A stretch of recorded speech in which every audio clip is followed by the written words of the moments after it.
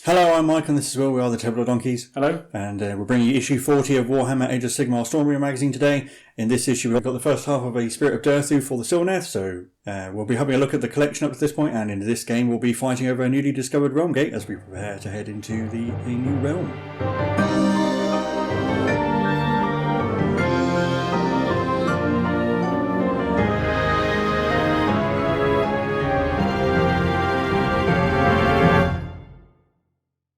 Well, looking through the issue first up we have some background on the Soulblight Grave Lords. So these are vampire lords who rule over various hordes of beasts and slavering monstrosities, sort of your traditional shambling hordes of undead.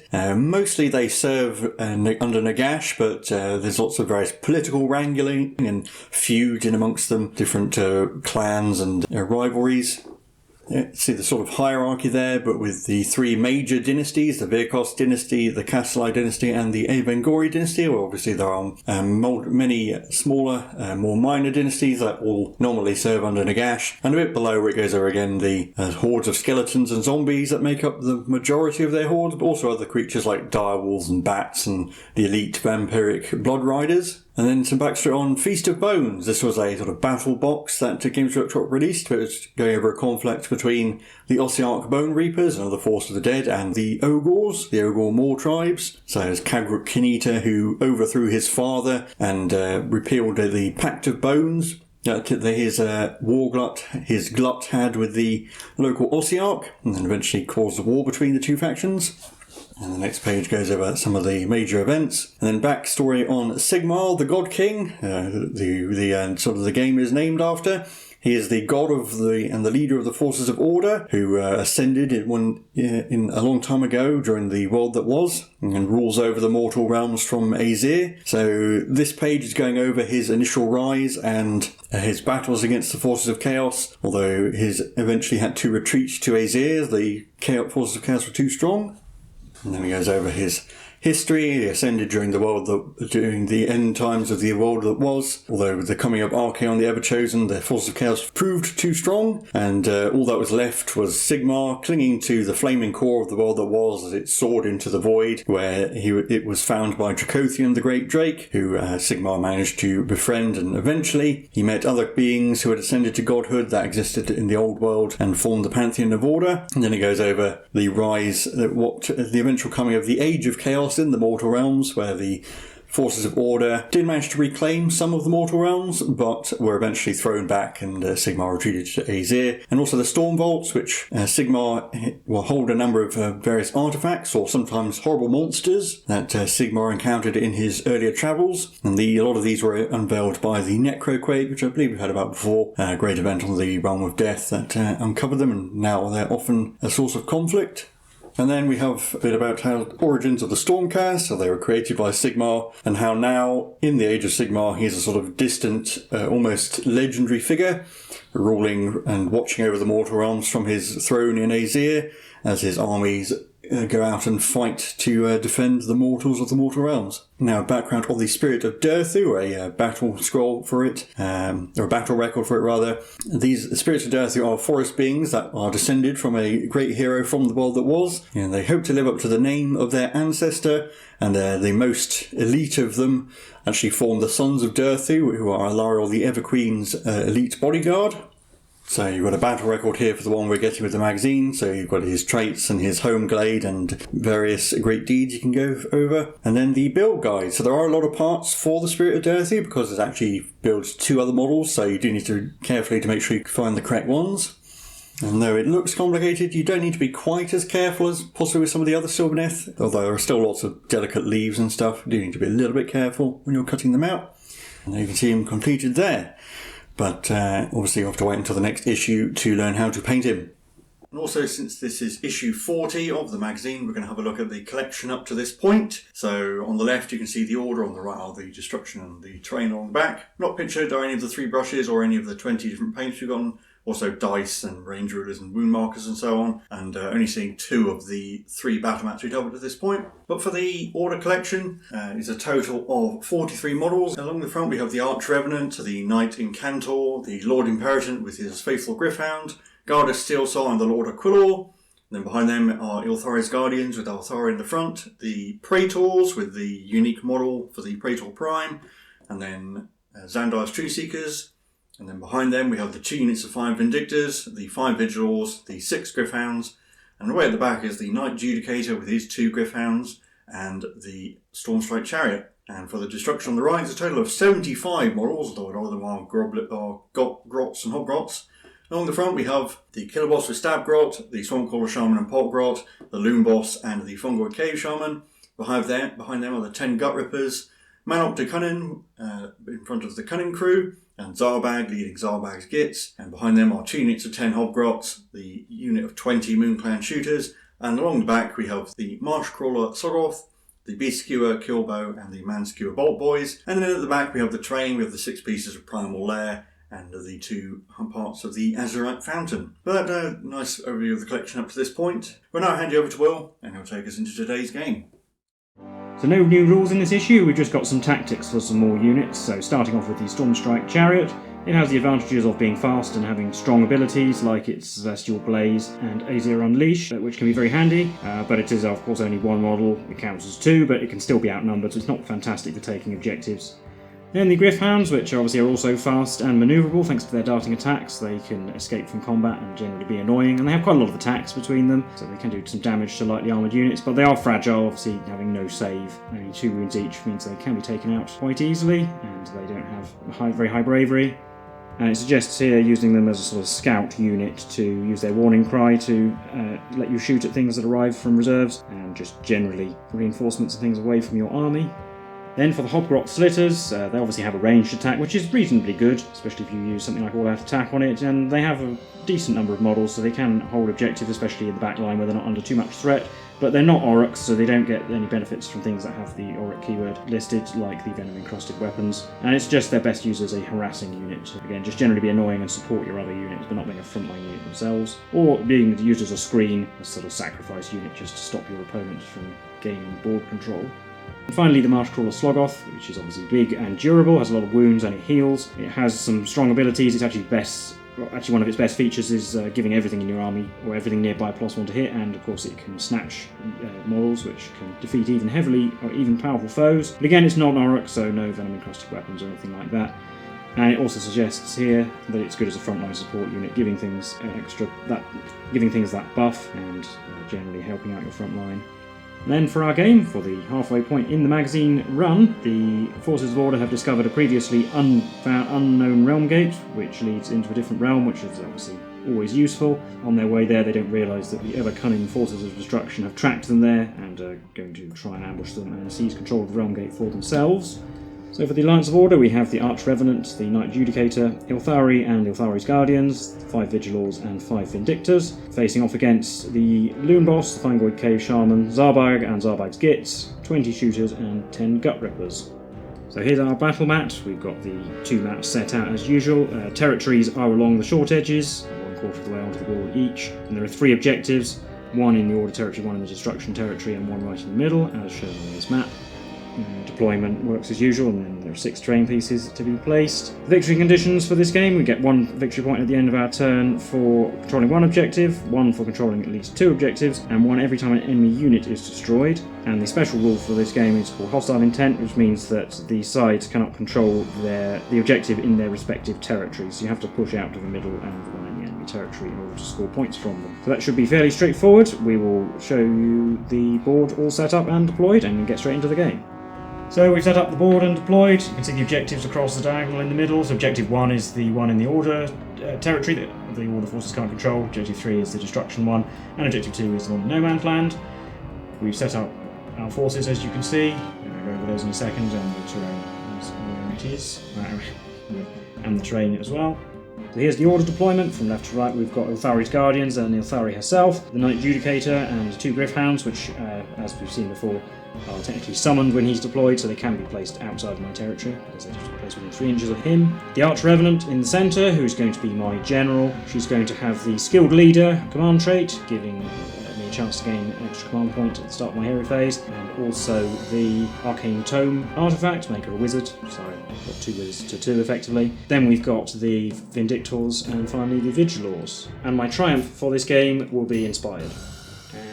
And here are the destruction forces. Yeah, so from left to right at the top of the board we have the Zarbag's Gits with Zarbag behind, then the Gut Rippers, then both the Loon Boss and the Fungal Cave Shaman in between the Gut Rippers and the Shooters. The Shaman's going to be my general. He's going to have the Master of Magic command trait, so that's reroll one casting or unbinding roll per turn. The Loon Boss is going to have the Vial of Manticore Venom artifact, and the Shaman's also going to have the Flaming Weapon spell. And my triumph is going to be Indomitable because we're very, very bad. So we can roll for Searaz priority in battle round 1. I've rolled a 1. I rolled a 6, so I'll choose to go first. So on to destruction turn 1. We both succeeded in generating a command point with heroic leadership. The Fungal Cave Shaman also generated an extra 1 ability. Zarbag did not get to cast an extra spell. Yeah, and my dirty trick's also going to be Noisy Racket, as it usually is. And then spellcasting, the Shaman's going to try and cast Mystic Shield. He rolls a double 1, but I can reroll because of Master Magic, so hopefully it's a miscast. Right, he gets it with a 10. Phew. Right, well I've got 2 unbinds, so I will try and do that. I fail with a 10, needed an 11.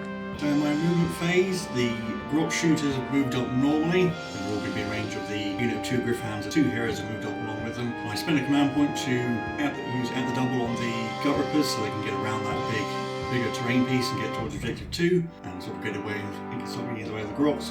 And Zarbag's Gits and Zarbag have run so they can get towards objective 1 basically. And in the shooting phase, the Moon Clan Shooters are going to shoot at the unit of 2 Griffhounds because they're the only unit in range. And I'm going to use the free command point to use all-out attack. But I might as well issue all-out defense on them. It will increase their save to 6+, which you never know, it could make a difference. So that got a total of 10 wounds from all the shots on the Griffhound, so I need to make an awful lot of 6s. Well, I made 3, but no, that's enough to wipe them out, which is a victory point for the Forces of Destruction for destroying a unit. Then there's no more shooting and no charging, and then at the end of the turn, the Forces of Destruction take control of the central objective and gain another victory point for holding that. And we'll be on to border turn 1. So the Loon Boss generated a command point with heroic leadership. The Arch Revenant failed. I also failed to get an extra command point from the command trait. And then we'll be on to spells, where we'll try and cast Mystic Shield first with Ilthari, getting that with a 7. I'll try and unbind with the my Fungal Cave Shaman. Failed with a 6, I will use my free reroll from Master Magic. Unbind it with a 9. No Mystic Shield, and then we'll try and do Arcane Bolt with the Arch Revenant using the Arcane Tome. Get that with an 8. Yes, I'll also try and unbind with Zarbag. Yes, with a 12. No spells. Then for movement, I spent a command point for at the double on Ilthari's Guardians, who are heading towards objective 3 down the bottom, followed by Ilthari, who also ran, and the Arch Revenant, who didn't. And the Stormcasts are just going to move out tentatively to protect objective 1. Not going to challenge for objective 2 because it's got a lot of orcs on it. So in the shooting phase, we're going to start with the Vigilors, who are going to shoot at the Gut Rippers. And I will spend a command point for all-out attack on them. And I will spend the free command point from the Loon Boss for all-out defense on them. So it'll be 11 shots on 2s, 2 misses. And winning on 4s because of Noisy Racket. That one didn't fall down, so it was a fail, so we're going to go 4 wounds. 5+ saves. Failed them all. 2 dead Gut Rippers. And the Night Judicator is also going to shoot at them. So he's going to be hitting on 2s now because they shot him. Shot at them. Still missed once, and wins on a 3 because of Noisy Racket, which it did. And it's -3 damage, so even with all that defense, that will kill 1 arm. But that'll be it for my turn. I'm not going to declare any charges, and Nefari's Guardians ran, so they can't shoot. And I don't control any objectives because I'm not on objective 2, so I don't get any victory points this turn. I'm going to spend a command point to auto pass the Gut Rippers round check. That means all that's left to do is roll off for battle round 2. Roll a 3. I rolled a 5. I think I'm going to go first. So on to destruction turn 2. We both got a command point from heroic leadership, but no extra spell or extra command point from the Grot heroes this turn. I think the Shaman will try and do Mystic Shield again. Gets it with an 11. I can unbind with a 12, or was the Arch Revenant? No. Put that on the Gut Rippers, I think. And Zarbag will try and do Arcane Bolt. Might be able to get in range or something. He gets it with a 9. Try and unbind with Ilthari with a 10. I've got an 11, so that is on. So, going to be aggressive here. Zarbag and the Gits are moving up normally. Gut Rippers moving up normally as well. Obviously, Mystic Shield on them. The Loon Boss is coming along behind them, whereas the Moon Clan Grots and the Shaman, the Moon Clan Grots have just sort of shifted a bit further away from the Guardians. And then Shaman's not going to move at all. In the shooting phase, we'll start with the Moon Clan shooters, and they're going to shoot at Ilthari's Guardians, and I'll use all-out attack from the Shaman. And Ilthari's Guardians can have a free once per turn all-out attack or all-out defense, so I'll use all-out defense. That resulted in 11 wounds in total. With all-out defense, Ilthari's Guardians have a 4+ save. But I can see 6 fails there, so they are destroyed. So that was another victory point for destruction for destroying another unit, and then the 3 shots from Zarbag's Gits all missed, so I was showing that. Then we'll be on to the charge phase, so I will deploy the Fanatic. So we are going to unleash Snurk Sourtongue out in front of the Zarbag's Gits at the start of the charge phase, but the Gut Rippers are going to charge first. They get a 7, that will be enough. So 7-inch charge gets them to there, and I will engage the Knight Judicator at this point, but importantly not engaging the Vigilors, so they will still be able to unleash hell. So I am going to charge with Zarbag's Gits next. They're going to need a decent one though. So I'm going to need a big roll. An 8 is the minimum. Yep, that is enough. So 8 inches is just enough. Basically, Progdonetta goes directly forwards and gets within 3 of the... He's actually pretty further behind. While the leader goes towards the Vindictors and gets within half an inch, so it's legal charge, and it does engage the Vindictors. Yeah, and since the Vigilors now can't unleash hell on Snurk Sourtongue because they're engaged, they'll do it on the Gits who just charge. So 11 shots on 4s, 6, and wounding on 3s because we're around 2 now, 5 wounds on the last one. So we will lose 2 of the bowmen. Finally, Snurk Sourtongue will charge, and there's a convenient gap for him to get into the Vindictors there. He gets a 6, that is going to be enough. So Snurk Sourtongue goes first. And I think we will use all-out attack from the Loon Boss on him. He's just in range, so this will give him 6s to wound, cause a mortal wound in addition. But I will spend a command point for all-out defense on the Vindictors. Yep, so Snurk gets d6 attacks for 2 on 3s. They both hit. And wounding on 3s.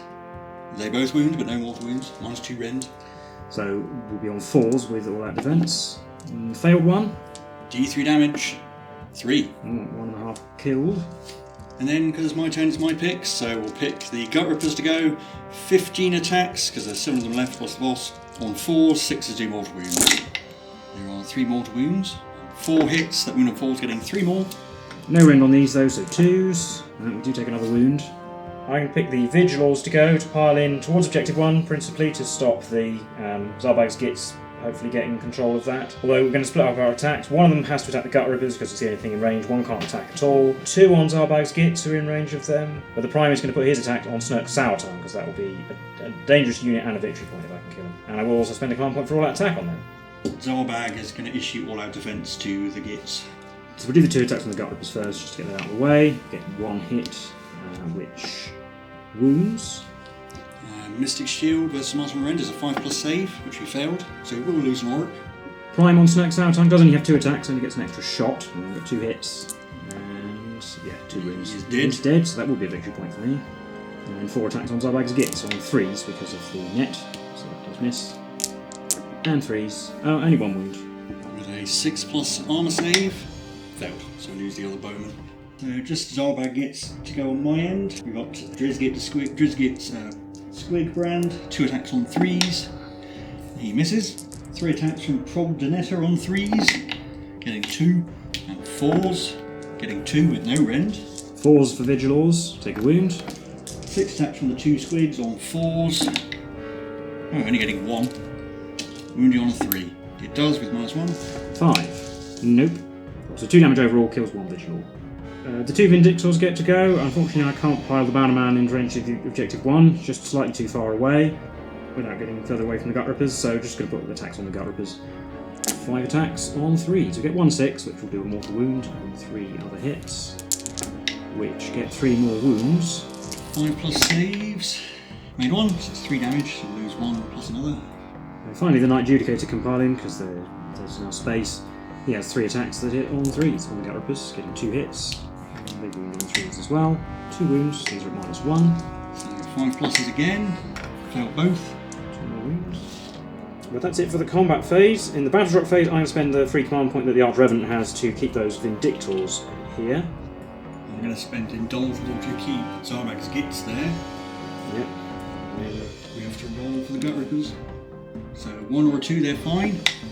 Nope, we lose another 2. So scratch that. I actually had 2 Gut Rippers in range of objective 1, so I will keep them both there. So I will end up taking control of that objective as well, briefly. Right, 6 models to 5 in favour of destruction. So that does mean they take objective 1 and gain a second victory point for this turn for the objectives. So that will be 5 to 1 as we head into order turn 2.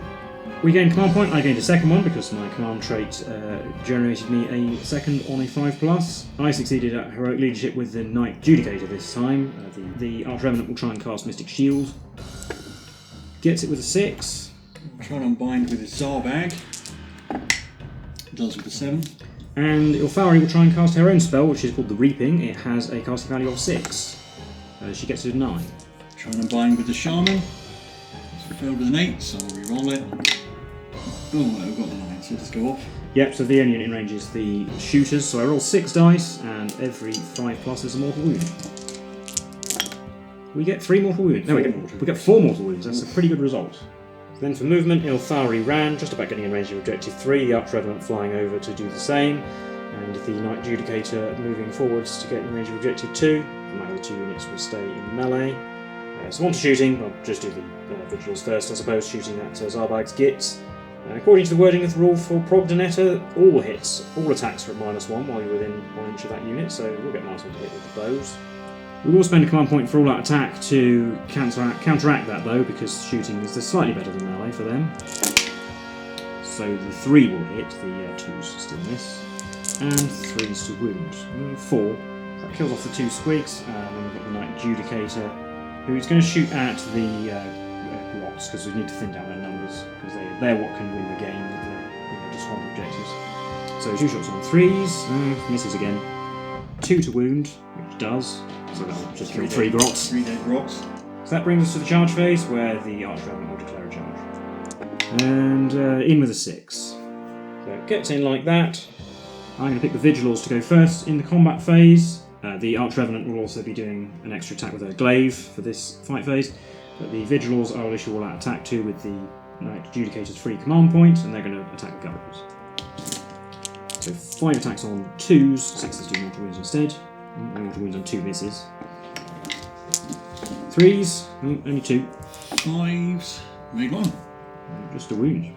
The Grots did 1 wound to the Arch-Revenant, and so then I'll pick the Vigilors to go. They put all their attacks on Zarbag's Gits. They counteract the net because they shot at them, so the heal 3s. Well, they only managed to hit twice, yeah, and 3s to wound, 2. So that will do 2 wounds at least. So we'll lose Progdonetta.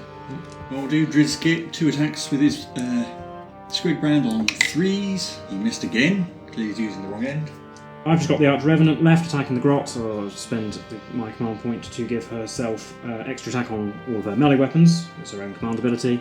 So the glaive will be 6 attacks on 4s because of the nets. 3 hits, 3s to wound, 2. So she'll kill 2 Grots. And then D3 plus 1 with the pincers because of the command ability, so 2. Even on 5s, nothing. Finally, I've got the Gut Rippers, they're going to attack the Vindictors. 4 attacks on 4s, 1 hit. It didn't. So I'm going to auto-pass the Grots Battleshock test, but then Progdonetta runs away. So at the end of the turn, I do take control of Objective 3, but I do not hold Objective 2 because there are too many Grots on it still. Objective 1 is no longer in destruction control though. But I did destroy Zarbag's Gits, so that will be 2 victory points, meaning it's 3 to 5 at the end of Battle Round 2. So priority for the next Battle Round, roll a 2. I rolled a 3, so I'm going to go first. So on to Destruction turn 3. So it's the Loon Boss's finest hour. The Knight Judicator failed to generate a command point with heroic leadership, but the Fungoid Cave Shaman did get an extra command point from his ability, and Zarbag did get an extra spell. So we're going to start with Spore Maws with the Shaman, needing a 7.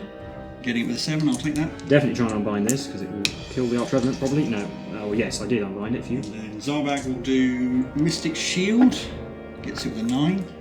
I'll let that go through, because it's rolling a 10 is unlikely, and I've only got 1 more unbind left. Second spell will be Arcane Bolt, gets it with an 8. So I'll try and use an unbind on that, which I get an 8, so that does go off. So So in the movement phase, the Grots and the Gut Rippers are going to stay where they are, while the heroes, the Loom Boss is moving up towards the Knight Judicator, the Zarbag's moving towards the Vindictors, and the Cave Shaman's moving around to the Arch Revenant. Shooters are going to shoot at the Arch Revenant, obviously, and I'm going to get... There's 8 bowmen left, and there are more than 10 in the unit, because all 3 nets are still alive, so we'll get the extra shot at the very least. So that did a wound. In charge phase. We'll do the Loom Boss first. Yeah, he's in. So he's going into the Knight Judicator, who's going to unleash Hell, hitting on 3s because of that. Yeah, but unfortunately he hits on 4s because of Unleash Hell, so it misses. And then Zarbag will charge. He's definitely in with an 11. And finally the Fungoid Cave Shaman is in with a 7. At the start of the fight phase, Zarbag's going to use Arcane Bolt on those Vindictors for 2 mortal wounds. So primes down 1 wound. So I'll do the Fungoid Cave Shaman first. Yeah, at the start of the fight phase, the Arch Revenant is also going to do the 4+ ward for herself. 3 attacks on 3s, getting 2 hits, and 4s, no wounds, and 2 attacks from his little friend on 4s, getting a hit, and 4s again, nope. So I'll do the Vindictor Prime attacking the 2 main Gut Rippers before he gets killed. He gets 2 hits, and 2 wounds. 6s, nope. Gut Ripper. I'll pick the Grots to go, and I'm going to pile them in. I can get all but this guy in. And the Loom Boss is going to issue all-out attack to them, so 6s to wound will do mortal wounds. And I will issue all-out defense to the Arch Revenant from myself. So we've got 7 hits in total. These are only on 5s, but 6s do mortal wounds in addition, I think. So there's only 2 wounds and a mortal wound. So the 2 saves, which will be at 3+ because of all-out defense, so yes. So we just take a mortal wound, which we will get rid of on 4+ with the ward, which I do. I'll do the Knight Judicator because the Loom Boss could actually kill him, especially with the Manticore Venom. So 3 attacks on 3s, I only got 1. And it didn't work. So we'll do the lone Gut Ripper who will attack the Vindictor Prime. 2 attacks on 4s. Missed. The 4 Vigilors are piled into the remaining Gut Ripper, and they do not roll very well to hit. It's only 4. And they only get 2 wounds. Ooh, double 6 to live. Oh, he only gets 1. So he's killed. Which should be for the Stormbringer. So Zarbag's going to have to finish the job on that Vindictor. 3 attacks on 3s. They all hit. And wounding on 3s. Getting 2 wounds at -1. 4s? I haven't made them. I've just got the Arch Revenant left, going to attack the Grots, try and thin them out, force the command points to whatever. So the Glaive hits 4 times, even with the nets, and will be wounding on 3s. Kills 3 Grots. And the Pincers, D3, and that's 3. 5s though. Oh, a hit. 3 to wound. No. So Loom Boss is the only one I've left. 5 attacks on 3s. They all hit. Wounding on 2s, thanks to Finest Hour and Manticore Venom.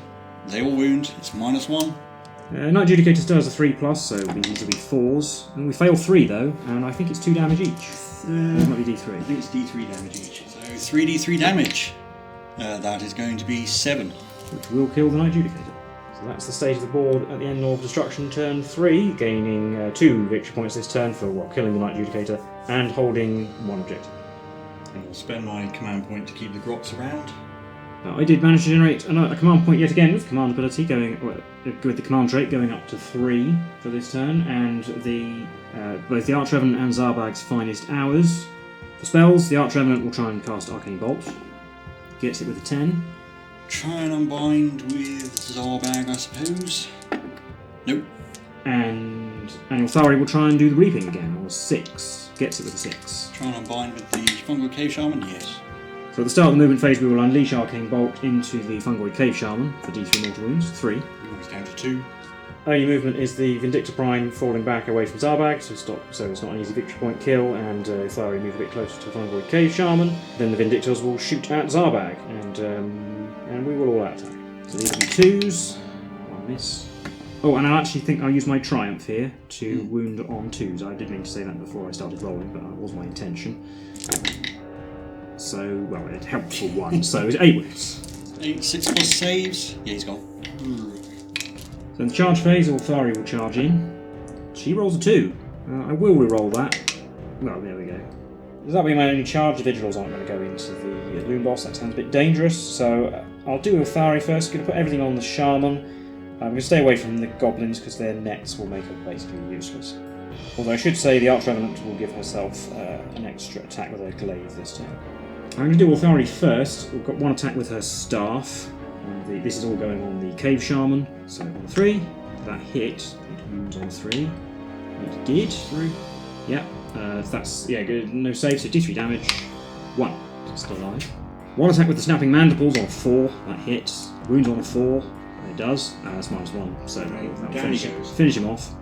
The Grot's got 1 wound on the Archrevenant, which is on 4. Yeah, saved that. And the Archrevenant gets to attack back. I think I'll go for all out attack this turn to counteract the nets, because it's 5 attacks, because what we decided to do. 3 hits. These will be really on 2s, because it's a finest hour. No, only 2. 2 dead.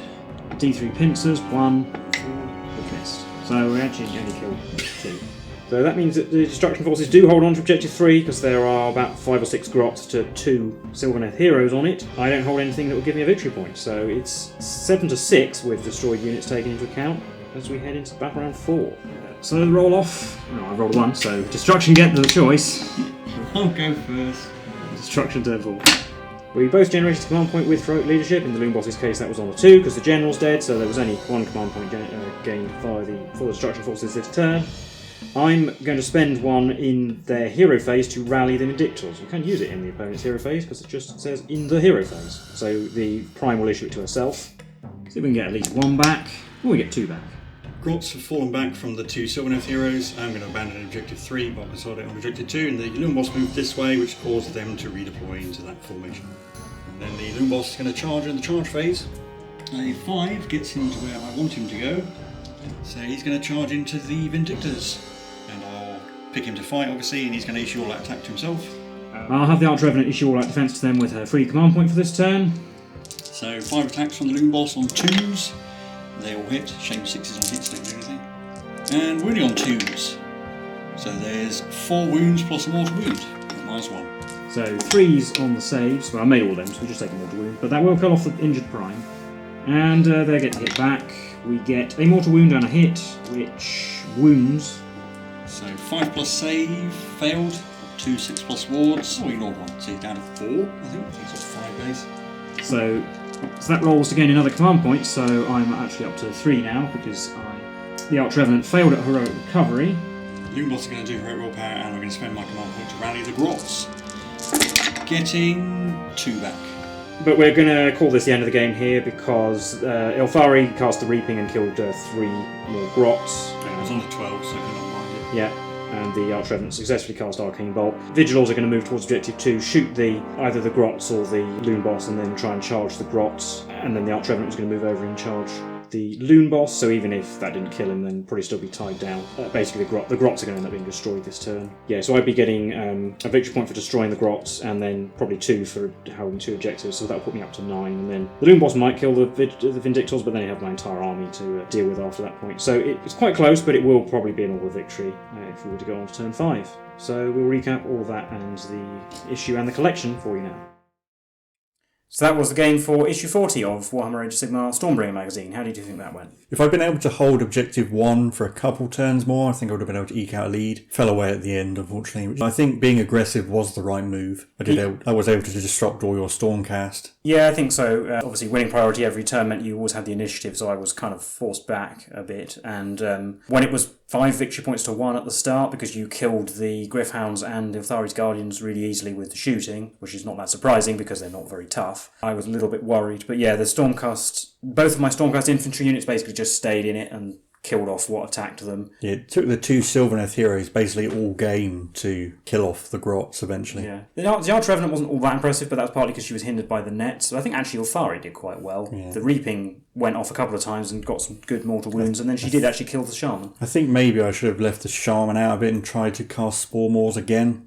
I think I made a mistake in my deployment of my Gryph-hounds because, well, first, they were in range of the shooters, which just meant it was an easy victory point. What I should have actually done is deployed them behind him and kept them at the back near the Judicators, near the Vigilors, because to give me the free shooting at Snurk Sauton when he appeared. Yeah, and I think the thing is they give away victory point really easily. Them, Ilthari's Guardians, I guess, and Snurk Sauton really are quite sort of liabilities that give away. You're probably not going to get enough out of them to justify giving away a victory point. My original thought with them was to send them with the Sylvaneth to go and take your objective, but they were just out in the front and got shot. And then, of course, the Inflari's Guardians, I can't stand up to that much shooting. They're not very tough. I doubt they would have done much in melee, but they would have done more than nothing. So having them at the very least, they might have absorbed an unleash hell from the grots. Even if that they all died doing that, it would have at least meant that they didn't shoot something else.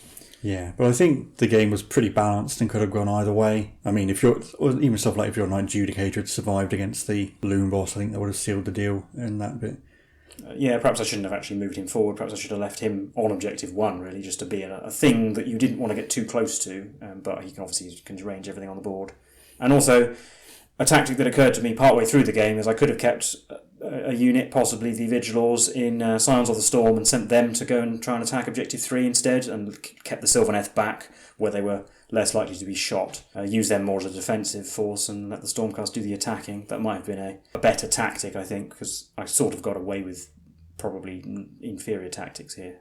But anyway, it's easy to say that with hindsight. But I think the game kind of speaks for itself. We can talk about the collection up to this point. For me, I think it's been entirely Gloomspite Gits. I can't remember if the Slogoth was finished in issue 21. I don't think it was. I think I got it before then. Yeah, since we did our last overview. We've started 2 new forces and added a fair bit to the Stormcast. That's pretty much it. At this point, I think the Gloomspite Gits don't come off too well. Shooters really do. They fire a lot of arrows and don't often do that much damage, and Zarbag's Gits are quite swingy, and the heroes are generally alright if a bit fragile, but I think it's sort of the only way is up from here for the Gloomspite Gits, because we've got some really decent units, or at least some tough units as well, like the Boom Boss on Cave Shaman, Molog, One-Grot Bounders, Sneaky Snufflers, Big Squig Herd coming up that are all do quite decent damage, so it's nice to have. It will be nice to have some decent hard-hitting units for them. We did get the Vigilors and the Knight Judicator, and for the Stormcast, I think possibly the Lord of Quilor as well. I think those nice to expand on on another unit of Vindictors as well. Actually, again expanding the Stormcast. I think unfortunately for the Sylvaneth, they don't come off looking so great. We will get a Tree Man in the next issue. I mean, even the Arch Revenant seemed to take her a long time to fight shooters. Yeah, that's partly because they have -1 to hit, so she's a little bit better against other things. But she's not primarily a frontline melee character. She's all right in melee. Yeah, I think if you can put her command ability on the big Tree Man or a big unit or on a unit of Tree Revenants, I suppose. Or if we got some Kurnoth Hunters, because she has an ability that specifically buffs Kurnoth Hunters, but we don't get any of this collection, as we said when we got it, which is, that's just the way it is. Unfortunately, I think the Stormcast are going to overshadow the Sylvaneth a bit. Comparing this collection to how it was 20 issues ago, the Stormcast have developed into a more rounded force than anything else. They've got another infantry unit, so they've got a decent front line now. Yeah, and the Vigilors, you actually have some decent numbers as well. Yeah, and they've got some ranged options, which what we said was lacking when we did this equivalent in issue 20. So they now have quite a lot of flexibility. Whereas, unfortunately, the Cruel Boys only getting an extra unit of Hobgrots means that they're still relying on those 10 Gut Rippers to really hold the line, which is not ideal against Stormcast. Yeah, and as I said, with the Gloomspite Gits, obviously we've just started, so we'll see what they develop into over the next 20 issues. We've also got a decent number more paints since the last 20 issues. Painting guys are starting to get more detailed, more techniques, and starting to look quite good, I think, most of the painted models. Got another 10 paints since issue 20, so... Yeah, and we actually have most of the core rules as well, and in not too long we'll be able to start picking our own forces as well, which is usually when these magazines start getting the most interesting. Yes, and the games as well have kind of interesting, although it has mostly been the same objective, taking various objectives. Just having one special rule in each mission has made some of them quite different, so I think it's been reasonably interesting. Certainly more interesting than Mortal Realms was at this point, where everything was just a kill each other game. But anyway, I think that is it for this issue, and our look at the collection as we reach the halfway point of the magazine series. So thanks obviously to everyone who has been watching up to this point. We obviously will have another 40 episodes to come, so hope you stick around for those. If you did enjoy this video, then please feel free to leave a like and subscribe and all that stuff. Leave a comment down below. Let us know what you thought, how your collection's developing, if you have been getting the magazine. We've been the Tabletop Donkeys, and we will see you in the next one. Bye for now.